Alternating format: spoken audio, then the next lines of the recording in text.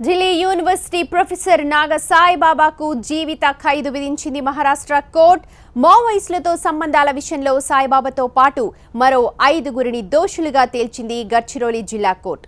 చట్ట వ్యతిరేక కార్యకలాపాల నిరోధక చట్టం కింద 4గురికి జీవిత ఖైదు విధించిన కోర్టు మరొకరికి 10 ఏళ్ల జైలు శిక్ష విధించారు.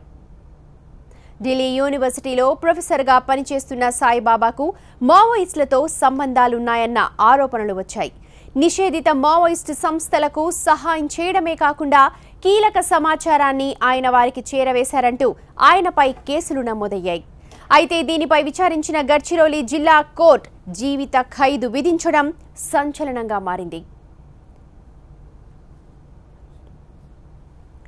ఈ కేసులో సాక్షులను, సాక్ష్యాధారాలను పరిశీలించిన న్యాయస్థానం ఈ సంచలన తీర్పును వెల్లడించింది. సాయిబాబా అనారోగ్యం రీత్యా ఆయన్ను మినహాయించాలన్న వాదనను కోర్టు తోసిపుచ్చింది. అయితే ఇదే కేసులో గడ్చిరోలి పోలీసులు 2014 మేలో ఆయన్ను అరెస్ట్ చేశారు. సుమారు ఏడాది పాటు ఆయన నాగ్పూర్ సెంట్రల్ జైల్లో ఉన్నారు. అయితే ఆ తర్వాత అనారోగ్యం క్షీణించడంతో 2015 జూన్లో బెయిల్పై విడుదలయ్యారు.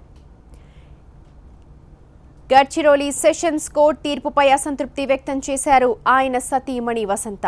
దీనిపై బాంబే హైకోర్టును ఆశ్రయిస్తున్నట్లు స్పష్టం చేశారు. కోర్టు తమ వాదనలను పరిగణలోకి తీసుకోకపోలేదన్నారామె. దీనికి సంబంధించి మీడియాకు ప్రెస్ నోట్ కూడా విడుదల చేశారు. మహారాష్ట్ర పోలీసులు కోర్టును తప్పుదోవ పట్టించినట్లు చెప్పారు.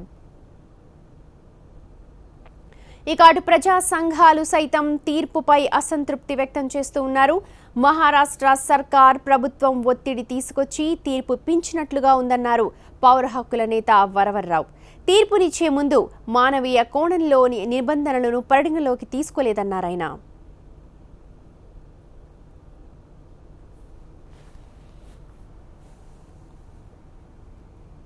మావోయిస్ట్ పార్టీతో సంబంధాలున్నాయని, మావోయిస్ట్ పార్టీని కలుసుకోవడానికి ప్రయత్నం చేశారని, ఇది వాస్తవానికి ఒక సెషన్స్ కోర్టు ఒక న్యాయమూర్తి ఇచ్చినటువంటి తీర్పుగా కనిపించడం లేదు.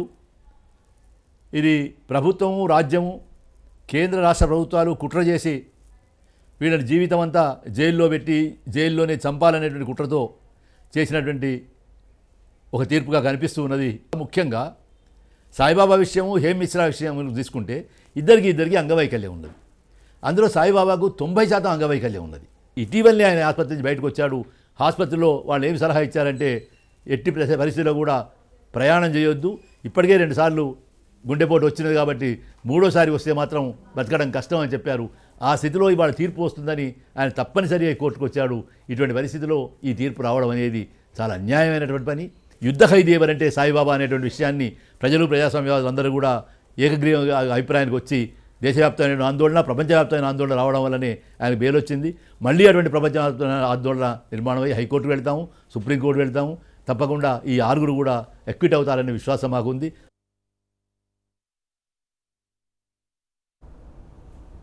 ఢిల్లీ యూనివర్సిటీ ప్రొఫెసర్ నాగ సాయిబాబాకు జీవిత ఖైదు విధించింది మహారాష్ట్ర కోర్టు.